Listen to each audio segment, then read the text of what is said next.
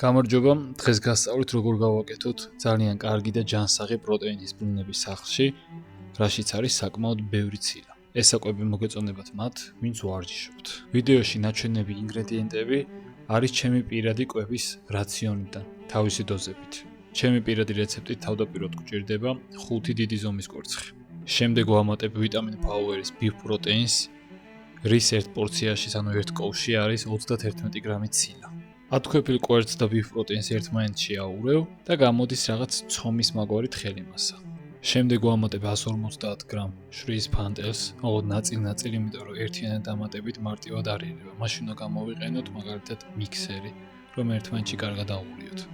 მე უბრალოდ თეფსზე ვიმირჩევნია ხოლმე ჩანგრით. აი მორევის შემდეგ უკვე როდესაც ერთიან მასას მიიღებს, გადავიტანთ გახურებულ ტაფაზე, სადაც ვამატებ ხოლმე ცოტაოდენ ზეითუნის ზეთს, რომ არ მეიკრას. ტაფაზე გადატანის შემდეგ უნდა დავტოვოთ ნელცეცხლზე ორივე მხარეს, რომ შიგნიდანაც კარგად მომზადდეს და მომზადების შემდეგ მე ხან მარცვლეულს ვაყრი, ვუმატებ თაფს, ზოგჯერ ბერძნული იოგურტს, ასევე მაწონსაც. სამივე შემთხვევაში ძალიან გემრიელია ხოლმე. საბოლოო შემთხვევაში ეს ბლინი შეიცავს სადღაც 80 გრამ ცილას საშუალოდ, რაც ძალიან მაგარი რაღაც არის ერთ მიღებაზე. ეს ადრე ტყეშიც მოგიმზადეთ, მაგრამ სახლში მომზადებული მაინც სულ სხვა არის, უფრო მარტივი და უფრო გემრიელიც გამოდის. დაწერეთ კომენტარებში მეგობრებო, ოდესმე თუ გიცდიეთ.